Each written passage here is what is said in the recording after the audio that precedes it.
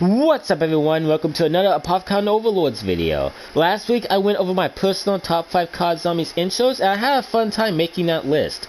So today I'm going to list my top 5 COD Zombies outros. Now there are some rules to be had.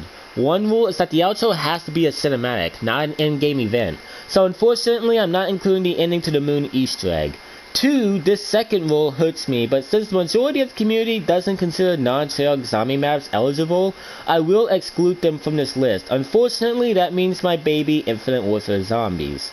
And also, it goes without saying, but I don't speak for the other members at Popcorn Overlords. This is just my opinion. With that said, let's begin the list.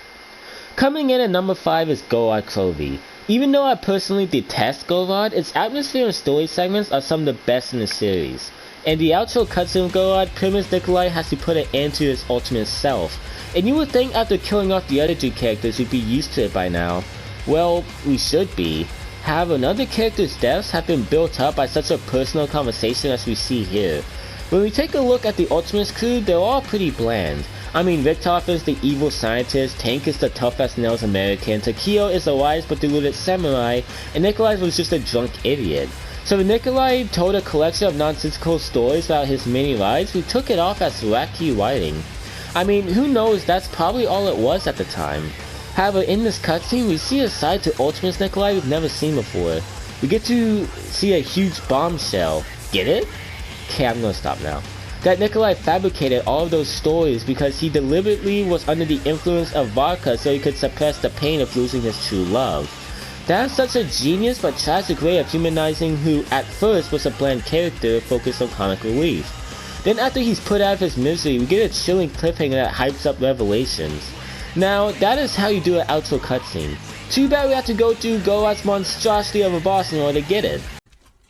Green, what's your problem, Green? What is your problem? Missile alone ramp.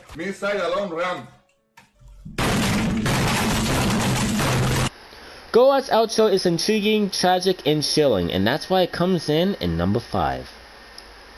Coming in at number 4 is Zetsubou no Shima. Now Zetsubou hits the same points as Gorod's outro in terms of quality, but it gets bonus points for being the first to do it and for having a bigger impact on its focused character.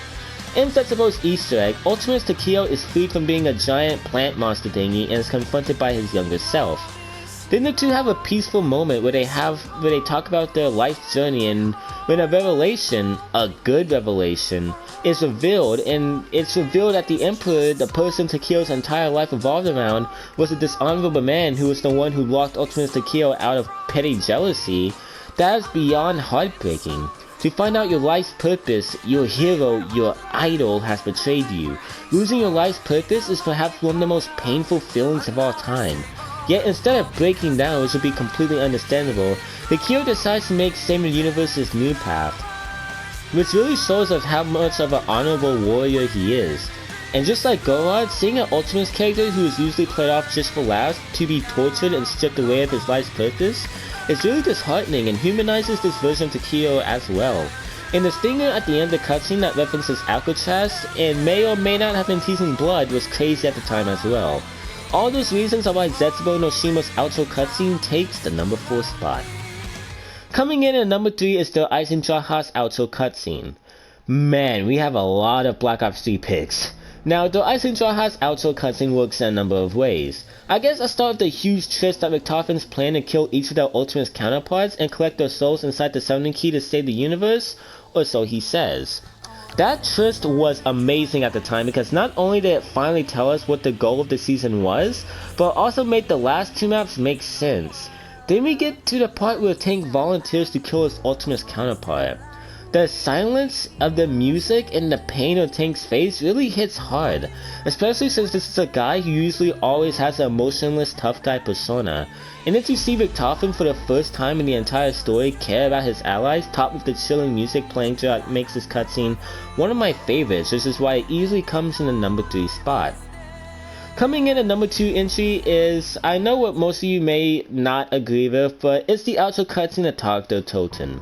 I have an entire video dedicated to explain why I love Tokyo Toten's ending planned out, but for now I'll just be brief about it. The subversion that there's no final battle of Dr. Monty and all of our characters die in the frozen forest did piss me off along with the entire community at first. but now I've come to appreciate how much this cutscene works. Talk to Toten doesn't end the story with a huge climactic ending. It ends the story appropriately.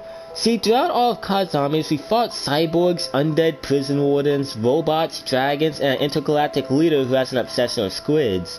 So in Talk, we were expecting our characters to go out with one last hurrah, our one final victory. However, the reality is that all these characters' victories were part of the cycle they've been trying so hard to escape. So in order to end the cycle, they have to die. And how do they die? They died together, sitting around the fire, their last memories being of them sitting around the fire having a drink with friends. That peaceful solution and the huge subversion followed by Samantha walking out the dark ether of Eddie having deserved it just makes this cutscene so beautiful in my eyes. That's why Talk to Toten's ending comes in the number 2 spot. Coming in at the number 1 spot is the outro cutscene of Blood of the Dead. Man, Blood of the Dead has won both the intro and outro list, as if this was a surprise. Now, I'm not someone who thinks this cutscene is the saddest thing in a row that made me cry or something. While it is sad, it's not the saddest thing ever created. The reason I love this cutscene is because of the storyline significance. Seeing Alcatraz purged of his corruption is such an amazing thing to finally see, and it really is beautiful. Then, in a shocking turn of events, the new Richtofen makes Nikolai the new leader of the group and gives him the chronolium so he can use his mortal sword to defeat Dr. Monty, which really does hype up the rest of the season. And then we see the sad sight of Shadows to Blood's Richtofen begging for his life so he can live, and the things he says about doing everything right and not deserving his death really does pull at your heartstrings.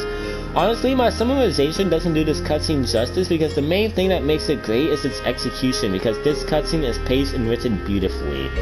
Well, have fun doing the blood Easter egg, buddy. But yeah, this cutscene is my favorite in COD Zombies, and it comes in the number 1 spot. Well, there you have it. That was my top 5 COD Zombies outros. I hope you guys enjoyed this list. Consider liking the video if you did, and if you enjoy the content we do here, be sure to subscribe to really help all of us out. Look out for a new video Friday, and maybe a stream on Sunday. With that said, peace out everyone.